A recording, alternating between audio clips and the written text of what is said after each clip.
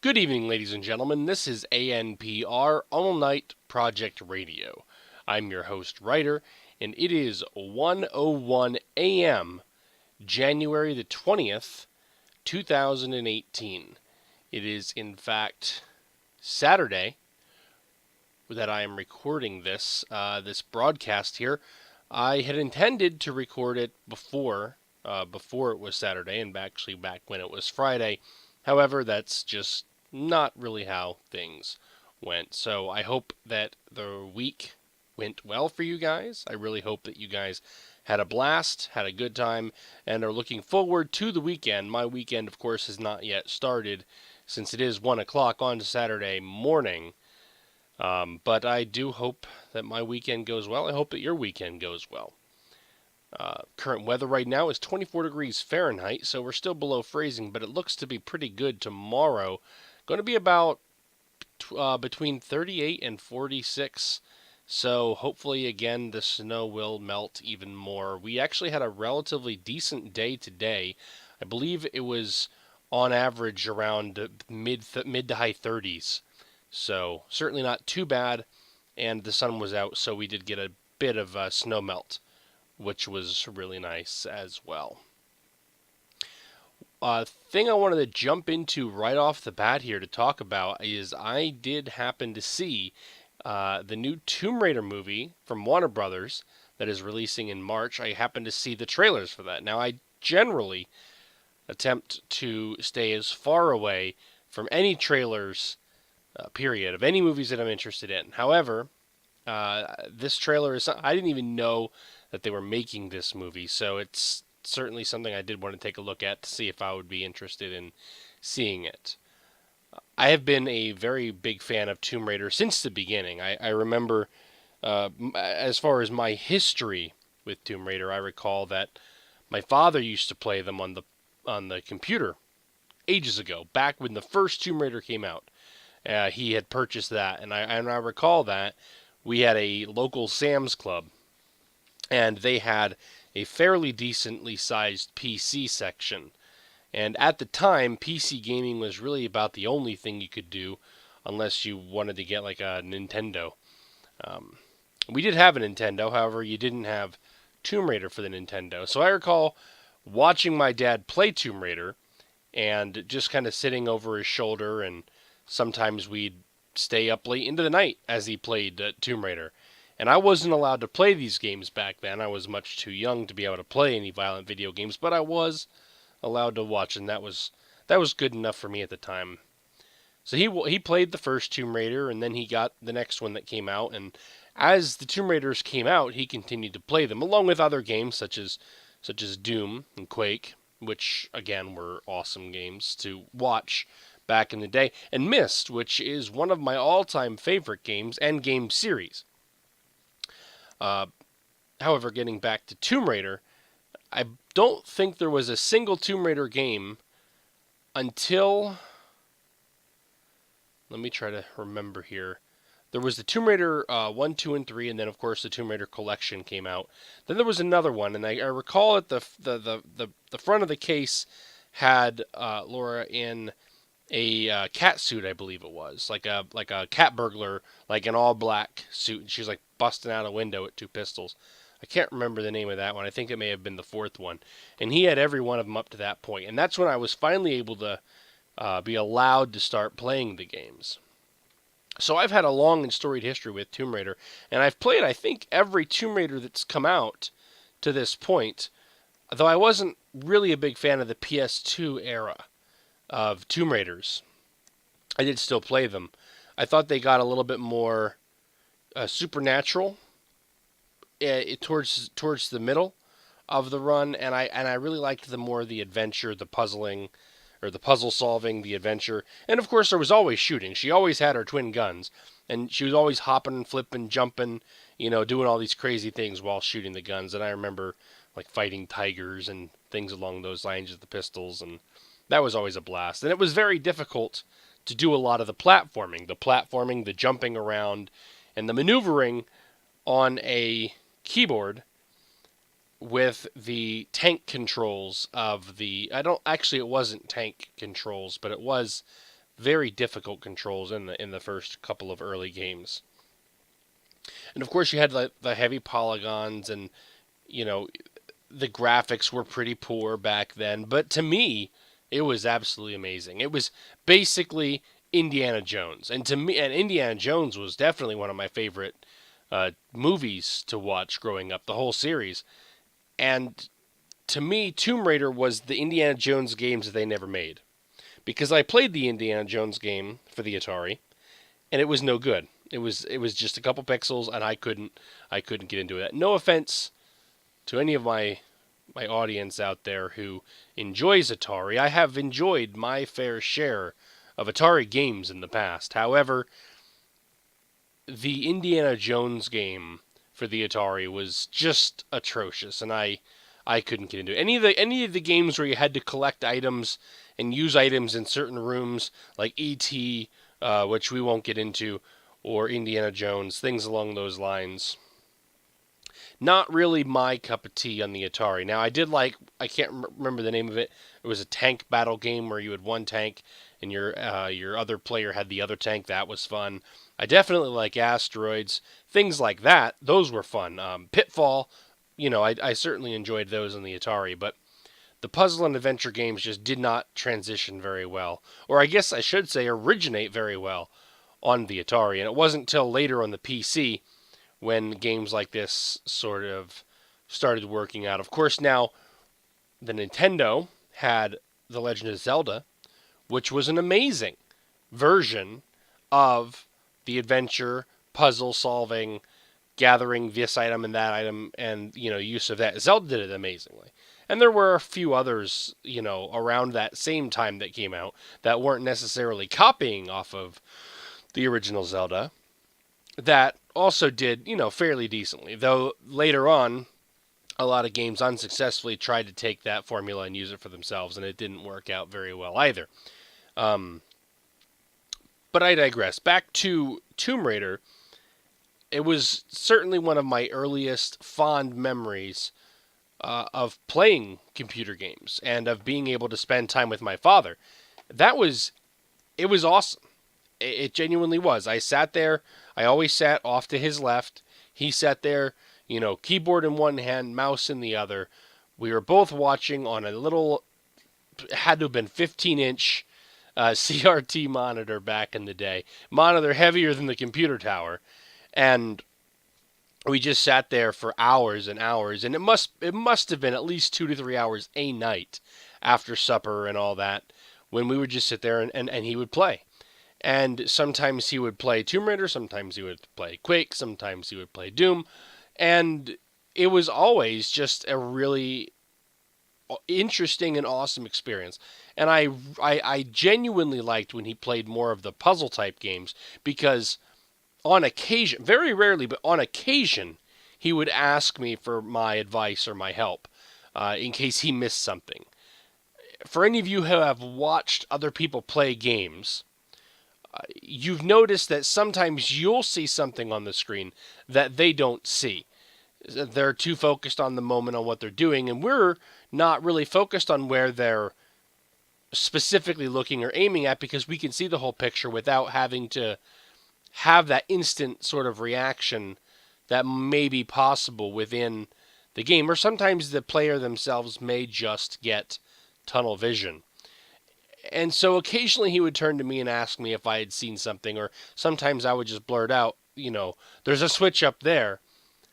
Now certainly wasn't always encouraged, and for the most part he liked me to stay quiet so he could figure it out. And I can understand that because he did purchase the game for himself and he was letting me watch the game from the sidelines. Either way, it was still a very fun experience for me. I certainly enjoyed watching and participating in the gameplay, even though I wasn't playing. So every Tomb Raider that has come out, I have played pretty much, and I do remember the very first Tomb Raider that came out for the Xbox 360. I remember being fairly excited about it. I know it wasn't Legend. I can't remember what the title of it is right now. I'll have to look that up. Let me see. Let me take a quick look here. I'm sitting in front of my computer, so it won't be a problem. Tomb Raider games list. Let's just take a quick look here. So, is this in chronological order? So there was the original Tomb Raider in 1996, which I recall. Tomb Raider 1, 2, and 3. The Last Revelation, actually, that was the very first one that I was able to play. So that was in 99 that I was able to play that. Now, I didn't play the Tomb Raider for the Game Boy Color, but Chronicles, that was the one that I was thinking of with her in the cat suit, which was a pretty large divergence from her original outfit, which was generally the shorts and the t-shirt, or the tank top, I guess. So Tomb Raider Chronicles came out in 2000, so they were releasing these every year. 1996, 1997, 98, 99, 2000 was Tomb Raider Chronicles. And that was the first game I certainly remember beating all the way through. I don't believe that I played them chronologically, though I did watch my father play them chronologically. And then I believe it went to the PS2 with Tomb Raider The Prophecy. Tomb Raider Angels of Darkness, I remember that as well. And it was Tomb Raider Legend that came out in 2006 for the Xbox 360 and, of course, the PlayStation 3, I believe, as well. That I certainly remember desperately wanting an Xbox 360 to be able to play that game. Tomb Raider Anniversary came out later. I did not play Tomb Raider Anniversary, though I believe it was a remake of the original. So I didn't feel like I was losing too much by not playing the Anniversary. However, the Anniversary happened during a period of time when I did not have an Xbox 360. And I didn't have a PC at the time either to play any of these games. So I was pretty much limited to what I had now. 2008, Tomb Raider Underworld came out, and I did have a 360 at that time. And I did play Tomb Raider Underworld as well. Next, they released Lara Croft and the Guardian of Light, which I'm not quite sure. Let's check here what platforms this released on. It was an arcade-style game, and I believe it came out for the 360, the PS3.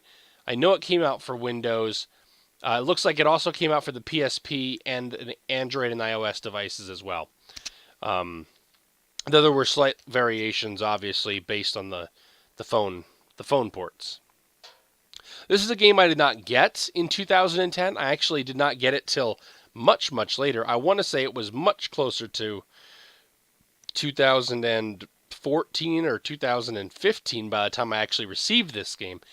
And I do remember I received this game on Steam as a free bonus for pre-ordering a different Lara Croft game. It very well may have been Tomb Raider that released in 2013. So that actually was probably the time frame in which I got it, was 2013, based on the pre-order, and I think that's how that worked. Now, they also released Tomb Raider Trilogy. Tomb Raider Trilogy came out in 2011, and the Tomb Raider Trilogy included... Which games were in that? The Tomb Raider Trilogy had... I'm looking here to see if I can find... Tomb Raider Legend, Tomb Raider Anniversary, and Tomb Raider Underworld. So, again, I was not very bothered with the Tomb Raider Anniversary. So I didn't feel like I needed to pick up that bundle for just a single game. So since I'd already played the other ones, not a real problem there. But they were certainly kind of trying to work on repackaging and making more money. And they always end up doing these with these sort of series style games. So Tomb Raider 2013. I remember receiving that game, and actually at that time I had reworked my computer so I could play the game on higher settings. It was an amazing game. It was a very good reinterpretation of Laura. It was a lot less of a sex symbol and iconic, and actually made her feel like a real person, like a real adventurer, a real person, and not so much of, an objectified figure. So I really liked the departure to that, though it was it felt very visceral, the game did. It was very violent in terms of the deaths of Laura. If she fell off of something or whatever, it showed her breaking bones as she fell. Or I remember one such instance, she was near water, and I believe she fell in the water, and she was, going down the water, kind of like a waterfall, but not really. It was more like just a torrent of water pouring down a mountainside, and you were sliding left to right, trying to avoid everything. And if you missed, she would sometimes get dashed on the rocks, or there was also some wood, and she got pierced like through the bottom of her throat. Now, I don't mean to be vulgar and insensitive here in the show, and I certainly want to keep this show as family friendly as possible, but I was just trying to elaborate on some of the things that you would see in Tomb Raider. So it was a very visceral sort of game. But again, it was a really nice departure and a very good reimagining, and I certainly did enjoy playing through that. The next one is Lara Croft and the Temple of Osiris, which I did not play. I believe, if I'm not mistaken, that was another arcade based game, though I could be wrong. No, it's a top down action adventure game, which is one of the reasons I was not really drawn to that game. Next in line was Lara Croft Relic Run, which I think was an Android sort of running game. Yeah, it was a mobile game. I don't know why they even lent her to that. Um, then there's Lara Croft Go, I see listed here, and I have no idea what that's about. And then 2015, the last game that sports the Tomb Raider title was Rise of the Tomb Raider. It was the second to Tomb Raider. And Rise of the Tomb Raider, I remember playing. I did not get all the way through it. I think it was PC issues at the time. There was frame rate. It was released, and it wasn't released in a very good state at the time. So I played a decent amount of it, but not the full thing. But it was a continuation of the Tomb Raider, the reimagining from 2013, and I certainly did enjoy that. And that takes me back to this movie, the new Tomb Raider movie that we are seeing come out in March of 2018, as far as they're telling me here. And that is, this Tomb Raider is not anything like Angelina Jolie's Tomb Raider of the past. So we had our Tomb Raider movie. Let me check this here. So we had our Tomb Raider movies, and we had the original one was released in 2001, of course, with Angelina Jolie, and the next one was the Tomb Raider: The Cradle of Life, which was released 2 years later in 2003. While they weren't terrible movies, and I enjoyed them just because they did harken back to, I mean, they pulled all my nostalgia chords and, they pushed all my nostalgia buttons. I was absolutely thrilled that a game series that I loved and grew up with was making the transition to the big screen. So I thoroughly enjoyed those movies, though looking back at them now, they certainly, to me, do not hold up nearly as good as the Indiana Jones movies do. And whether or not that is the subject matter of the movies, whether it's just the acting of the movies, I honestly couldn't tell you. But in the same way that Tomb Raider originally, to me, was the games that Indiana Jones series never made, and that was my answer to that, then I was, in that similar vein, I was thinking, oh wow, here is now the movies of Lara Croft of Tomb Raider that I never even knew that I wanted because I was playing the games and enjoying the games, but here's the movies, and I never thought that I wanted them, but I did, and here they were. So, I certainly got quite a bit of enjoyment out of watching those movies, just as much as I did out of playing the games. So moving now towards the Tomb Raider 2018 movie. It has now been announced. I'm not exactly sure how long it's been announced for. It says that it's going to be in theaters in March 16th. So it's something I'm certainly looking forward to seeing. They cast Alicia Vikander. Now, I'm not quite sure who Alicia Vikander is, though she looks very similar to, when I say very similar to, I mean she doesn't look exactly like, but she is in the same vein, the same style of the remastered Tomb Raider from 2013 and 2015. And I believe that's kind of the look that they're going for here in this film. So let's take a look here quickly at her IMDb page. She was in Ex Machina, The Danish Girl, The Man from U.N.C.L.E., Testament of Youth. These are things I've never seen before. She was in a Jason Bourne movie. But yeah, it looks like I have pretty much missed everything that she was in. So yeah, I've never seen her before. But anyway, she fits the sort of the look and the style of the new or of the newer reimagined Tomb Raiders, and she actually is sporting the same clothing as that Tomb Raider. She's sporting some of the same weapons. One of the main things about the newer reimagined Tomb Raider games was that you primarily used a bow and arrow, which was a far departure from the original, twin pistols. And you eventually did get a pistol, you had a shotgun, you had your bow, and you also picked up climbing gear. So I believe when they were remaking Laura, they realized, maybe it's not super realistic, and they wanted to go with a hyper realistic version. Maybe it's not really realistic to have her climbing everywhere with just her bare hands, which makes sense, especially if you're jumping from a far distance to grab onto some wet rocks or something, across the chasm.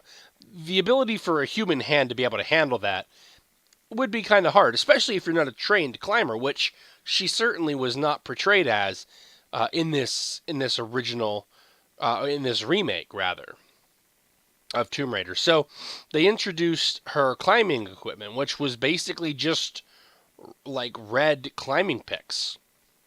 And she had two of them that she could also use as sort of a stealth weapon. She could also use her bow as a stealth weapon, sneaking up behind people and strangling with the bowstring, which I thought would probably, possibly damage a bow, and you wouldn't really want to do that. However, it seemed to work perfectly fine for Laura, so who am I to say what is or is not likely? So, anyway, Alicia Vikander, who was born in Sweden, and born in, let's see, 1988 in Sweden. Yeah. So they have a Swedish actress playing her, which I think is going to be kind of interesting. Though I'm sure she has an English accent, in the movie, as she does in the games and as she has in the other movies as well.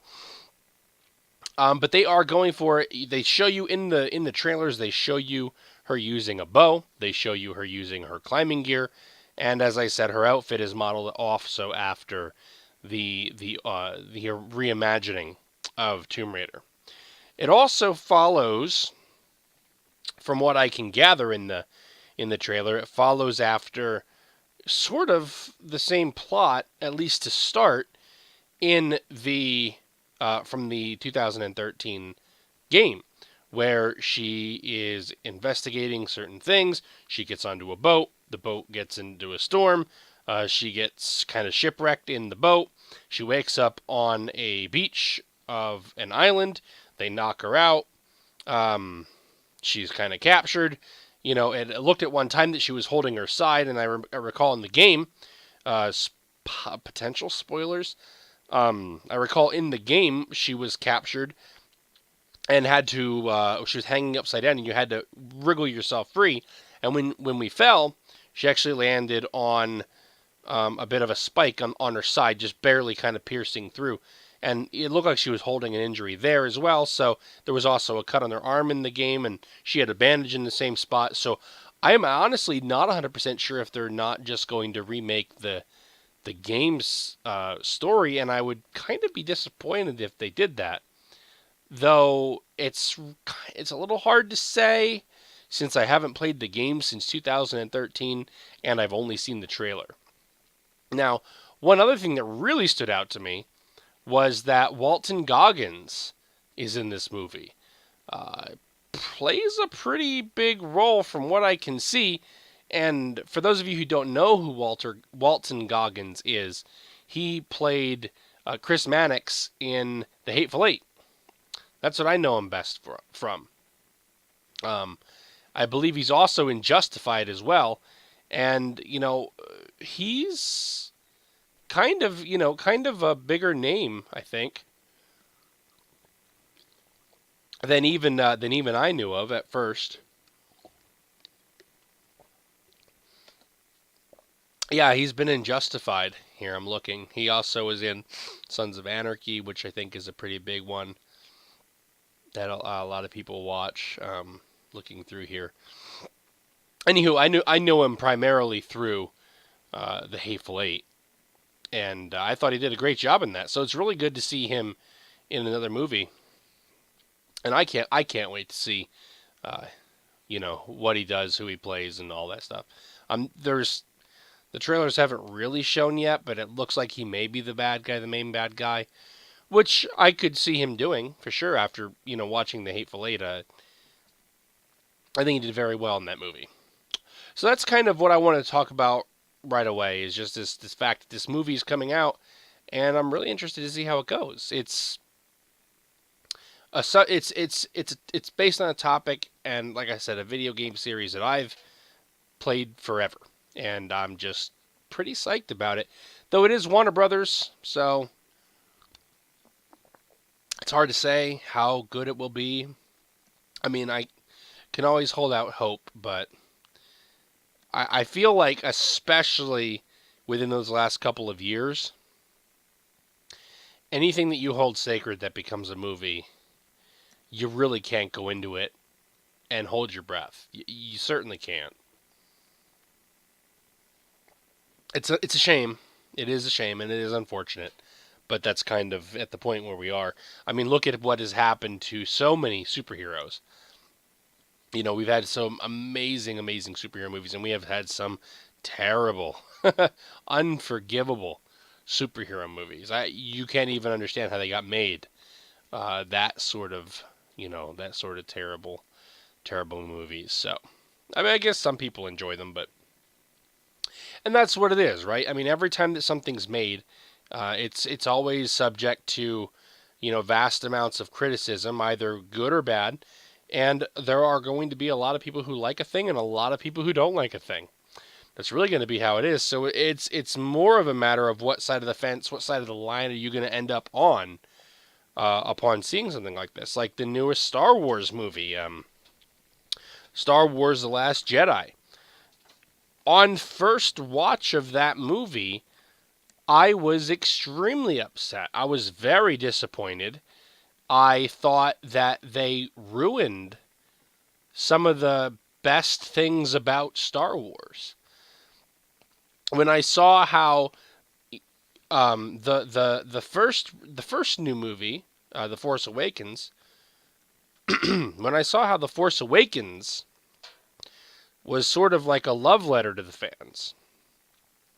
It was, you remember this, you remember that, like we do too. This is, we're basically just nothing but a fan service. They're saying, here is, all the sort of things that you loved about the old series,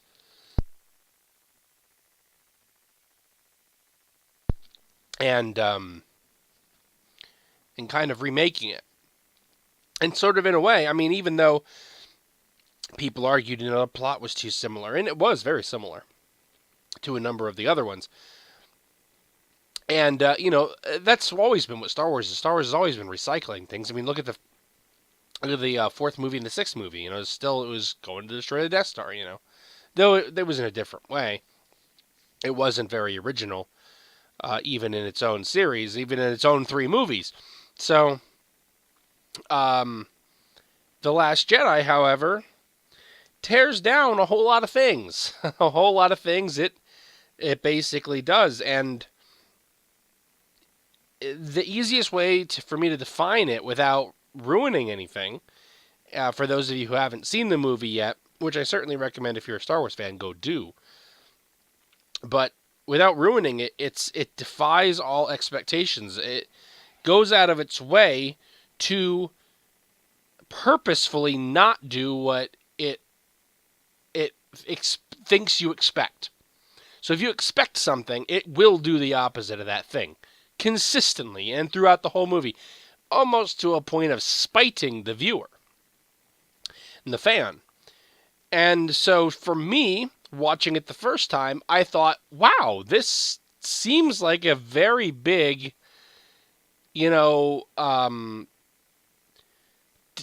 like they purposefully went out of their way to make fans upset and mad. And I was mad. I was upset. I thought there was a couple of great scenes in the movie. There was a couple of great things about the movie, but overall, I was very disappointed. However, upon reflection, I haven't seen it a second time, but upon reflection, I can see a lot more now of the reasonings that they've done what they've done. And while I still think that there are definitely faults in the movie, looking back at it, I can sort of understand why a lot of decisions were made.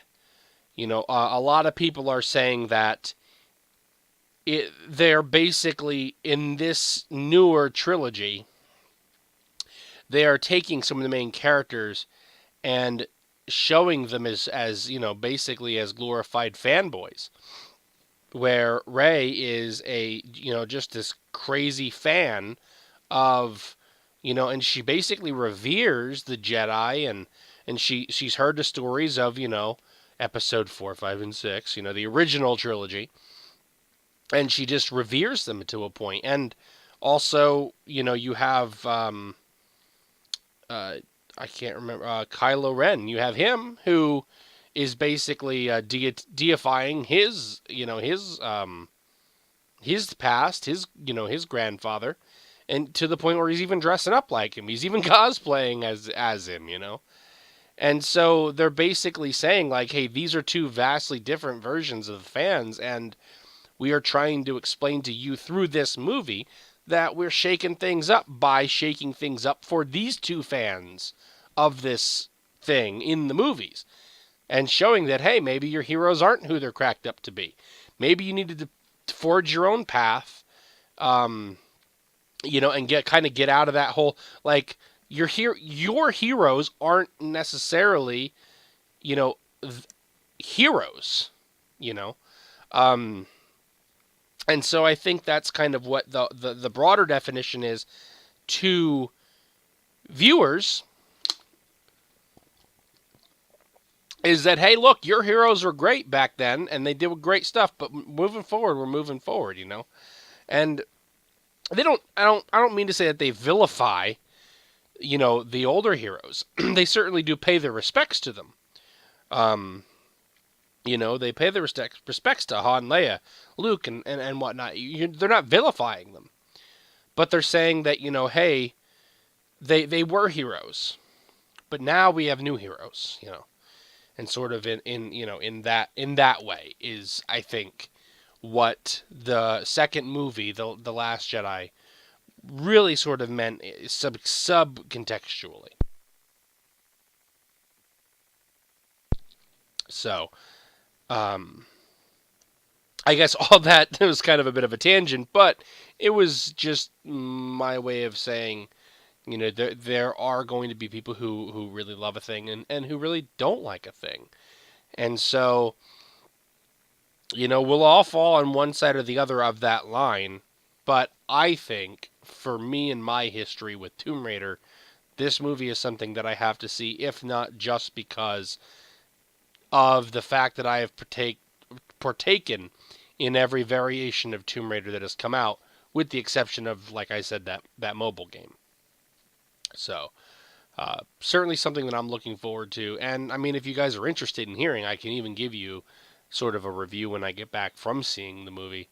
I don't have a problem with that. I don't necessarily think that this show should be a movie review show, particularly, but we have done quite a bit of talking about movies, here in this broadcast, and we talked about Tomb Raider, we talked about the Last Jedi, and also the Hateful Eight. I've touched on very briefly, and if you haven't seen the Hateful Eight, mind you, it is a R-rated movie, so if you're not over the age of 18, I certainly don't recommend you see it. However, if you are mature enough and you are over the age of 18, then it's definitely an interesting movie.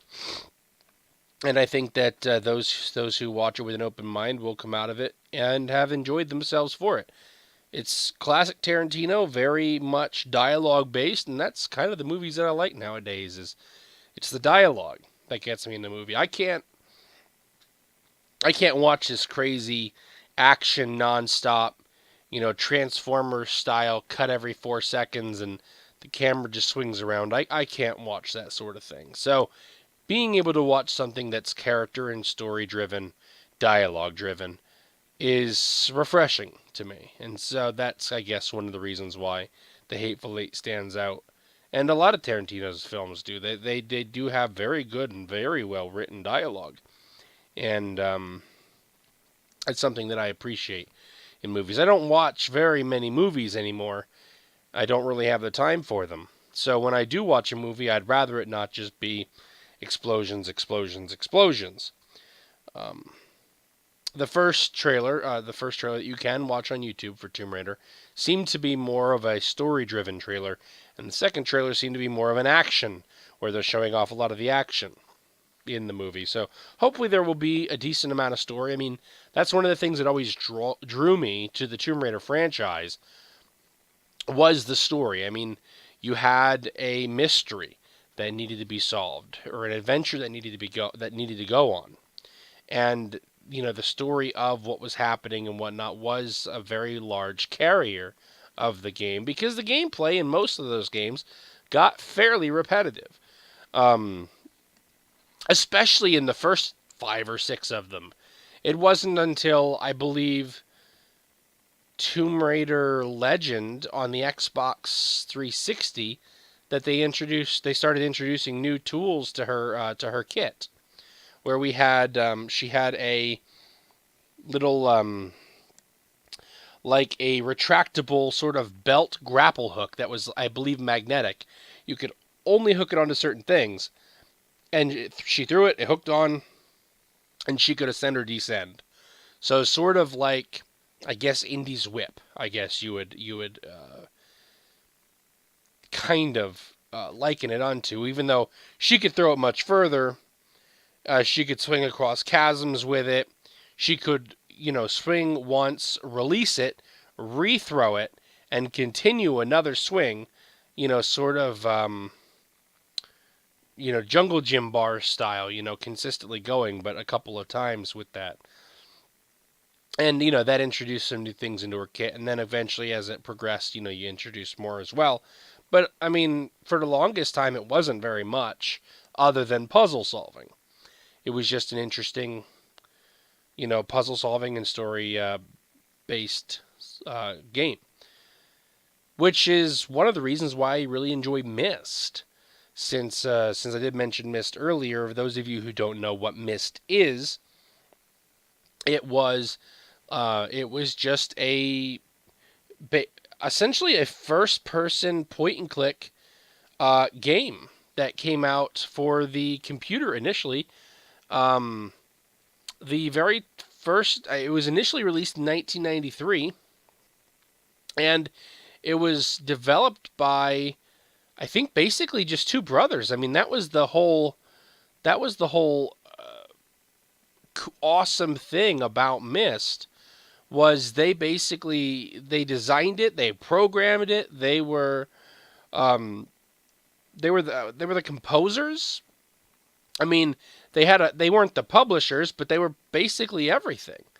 It was developed by Cyan. It was published by what is that, Broderbund. I've never even heard of them before, except for this game. But anyway, the brothers, Brandon and Robin Miller, were the designers, the programmers, the artists, the composers. They did basically the entire game pretty much by themselves. And the series has quite a few games in it. But the very first game essentially just drops you on an island. Doesn't give you a name. You are just a stranger. You don't even know who you are. You could be you. And that's the beauty of Myst, I think, right off the bat, is you very well could just be you. So it could be that you walk up, you find a book, you touch it, and you plop on an island. It gives you a very brief, like in the very beginning of the game, it gives you a very brief couple of sentences. And you see essentially a man fall down a crack, and he has a book in his hand. You see him open the book, put his hand into the book, and he vanishes, and the book hits the ground. The book hits the ground right in front of you. You open the book and you see on the first page an island. And the only thing that you have the option to do is to click or to put your hand on the moving image that you see within the book. As you do, you are teleported to Myst, this strange island in the middle of an ocean that you can't. It's just ocean everywhere you look. You have to sort of figure out what's going on this island. You don't know where you are, what's going on. You've got nothing. It just starts you off with just you. And essentially you find out that you have the ability to travel from place to place through books. And you discover the story of a father and his two sons as you travel through multiple ages. You find out that they themselves wrote the books that you are using to travel from age to age.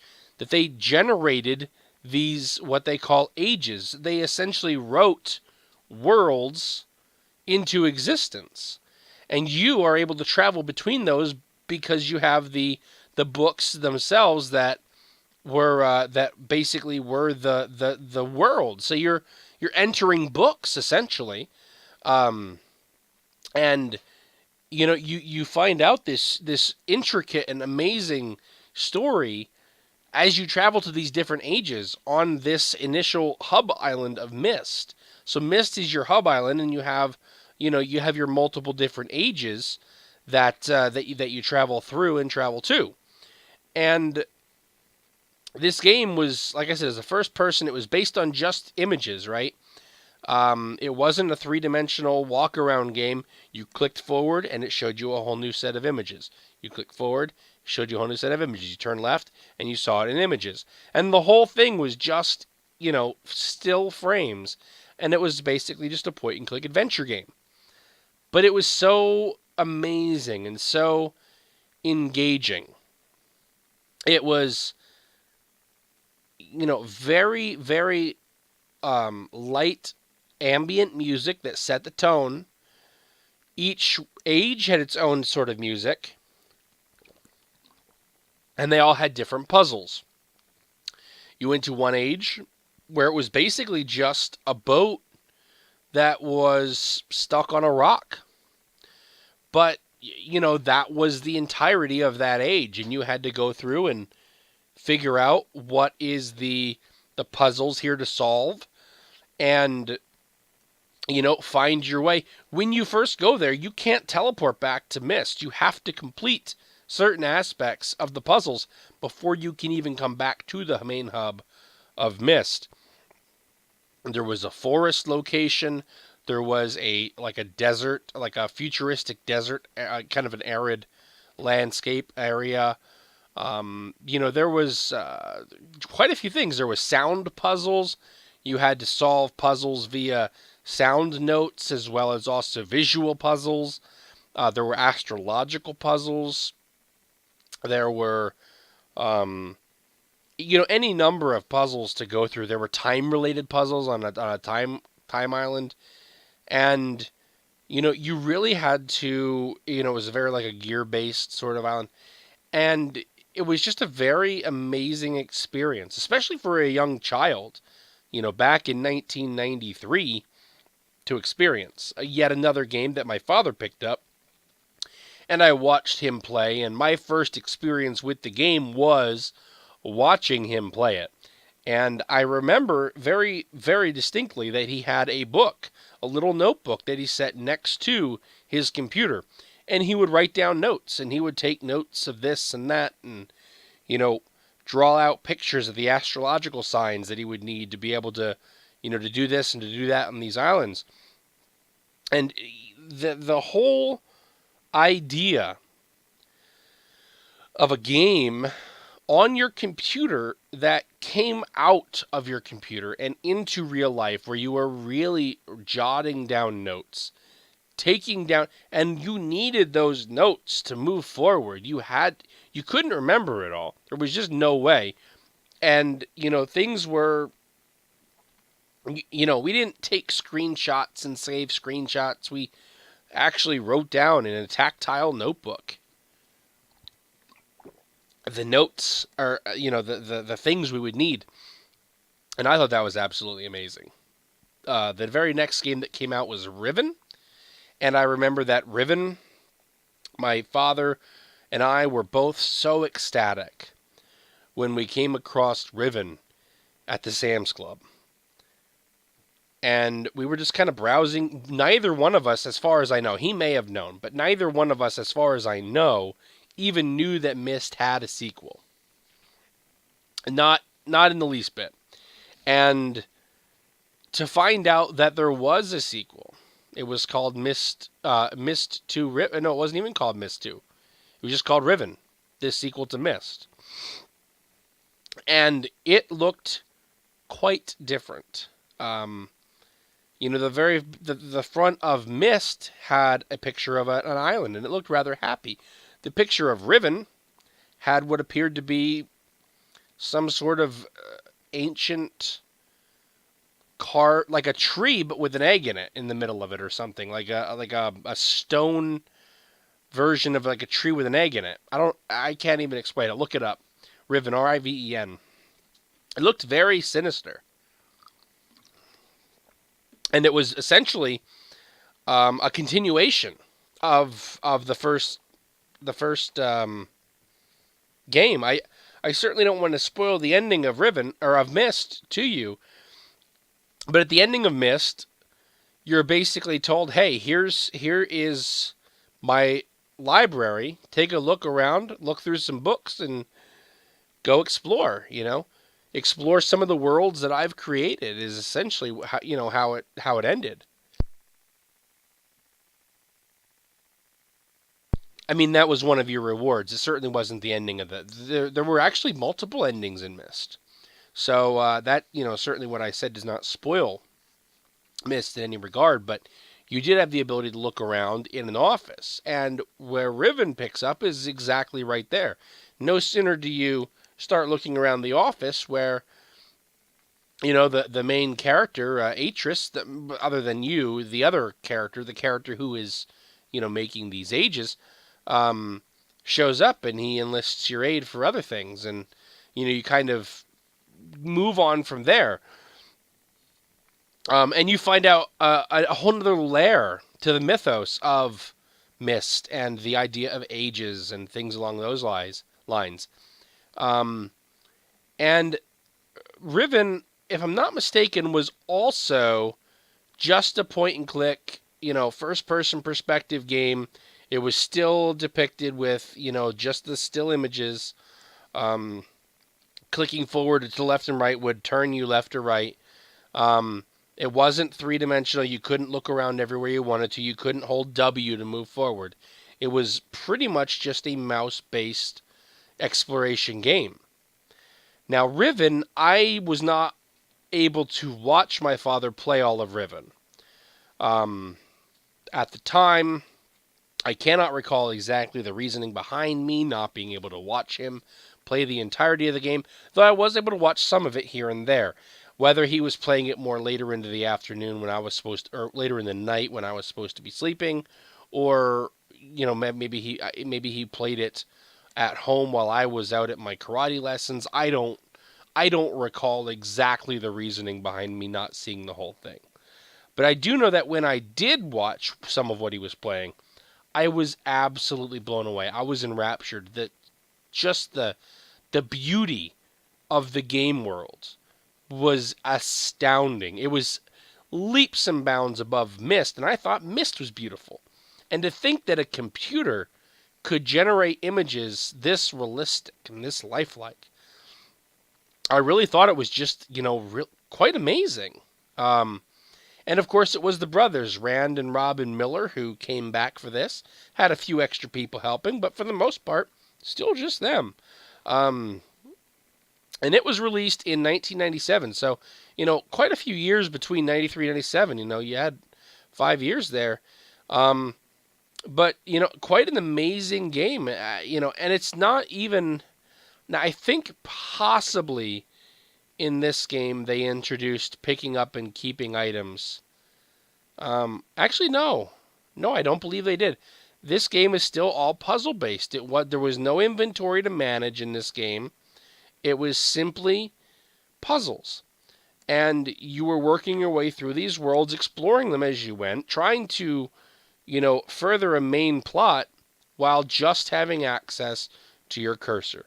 You could toggle switches, you could press buttons, you could rearrange things. And again, it was basically bring out the notebook, bring out the pencil, and start writing down notes. And there were myriad of books that you could read. And most of the books had puzzles, like clues to the puzzles within them. Because, again, when a there was certain types of books. There was journal books where people would write down about certain ages, and then there was the book itself, the book of the age itself.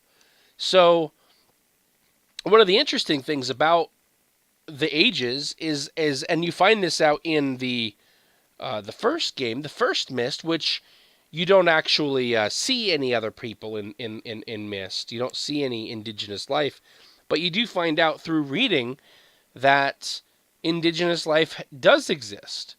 And time doesn't exactly pass the same way in each age either. So when, like for example, if Atris created a world and it was devoid of life, but when he next visited the world, it had creatures and life in it, whether they were human life or just creatures or any number of things. And so these worlds changed over the course of time. These ages changed.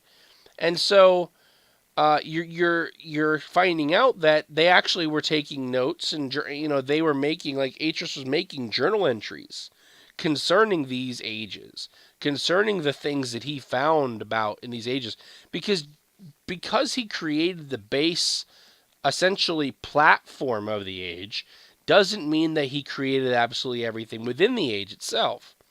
So, things happened that were outside of his control when he wasn't there. He generated it, but he wasn't sitting there and, methodically making or tweaking this and that within it. So when he visited, he could talk to the indigenous life if he chose to. So I believe in the first Myst they talked about how they were looked at on as gods from the indigenous life forms that were in the one age. However, later on, when you visit that same age, you don't see any life forms. So you have to kind of wonder, and the I don't want to say too much because I don't want to spoil anything, but you wonder, where are all these indigenous peoples that has been written about in all these journals that I'm reading as I go through this. I don't see anybody, though I do see remnants of where people were here and used to live here. Did they leave this particular location? Are they gone for good? Has it been decades? Has it been millennia? How far has it been? How long has it been? Because again, time changes relative to each individual age. So that basically covers Riven, though there's a huge plot in Riven that I don't want to spoil. It picks up right after where Myst leaves off. And I'm going to kind of just I'll mention that there's a third game, there's a fourth game, there's quite a few games. There's a fifth game. There's also a kind of a spin-off, a multiplayer game called URU, literally the letter URU. Uru is, I guess, how you'd pronounce it, but it means URU. And it was a multiplayer game that was essentially established initially as an MMO. Nowadays, I believe you can actually go to their site and download it for free. And I did check it out for a little while, and it was kind of interesting because you saw yourself in a third-person character, and it wasn't sort of the same. But from what I understand, those who really enjoy Myst and the series of Myst, there's a lot of content there, and it's for free. Even though it seems very eerie because it was designed to be a multiplayer experience. So you go to these places, and they're like great halls and this, and there's like nobody there, and it's just like an echoing, empty abyss of a hall, and it can be quite eerie and quite creepy, and I've experienced it. However, I wasn't really able to determine how to, start the gameplay, as it were. Um, so, there are, like I said, the mythos of Myst goes on forever. There's been innumerable remakes. You can find Myst now, remade for the iPad, remade for the iPhone, for the Android, for the PC. It's been remade a couple of times, remastered, remade. You know, and honestly, it's just a really fun series. I really enjoyed the third one as well, and I'm kind of gonna stop talking about it here. I don't really want to get too much into the actual like spoilers of the game. And there is more that I can certainly talk about.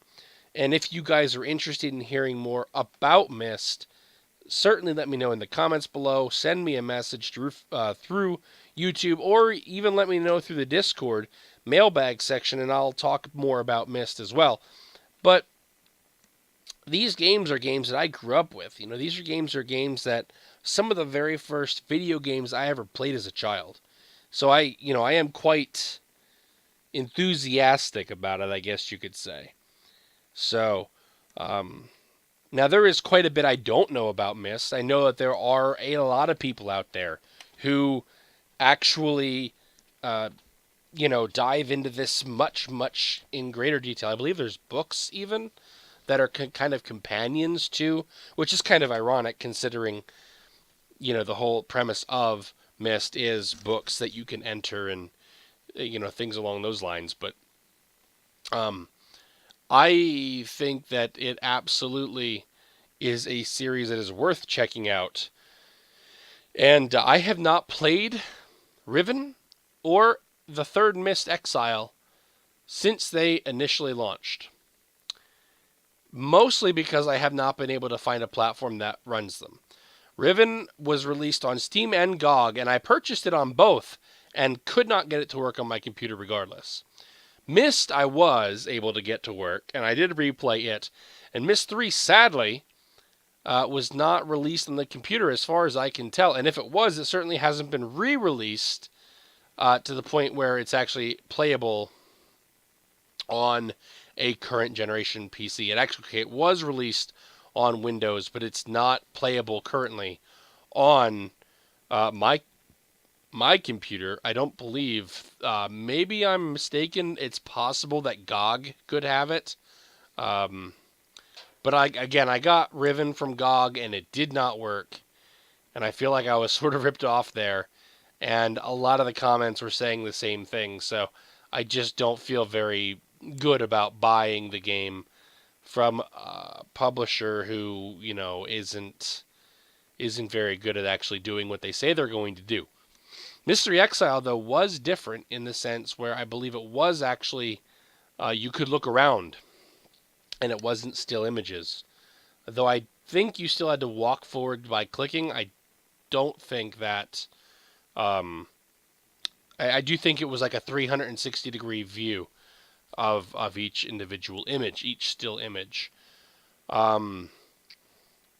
So there's another game series that I really wanted to talk about here in this broadcast. It was the Journeyman Project. That's another game that's very similar in the style of the Mysts, but I'm going to stop rambling about these. I think we've been talking for a little while here. Let's check the time. We've been recording for 58 minutes right now. This is the longest broadcast to date, and I just got very carried away here in this broadcast. So we're going to go ahead and cut this broadcast off here. I certainly appreciate every one of you for listening, and thank you. This has been ANPR All Night Project Radio. I have been Ryder, and this concludes our broadcast. Thanks for listening.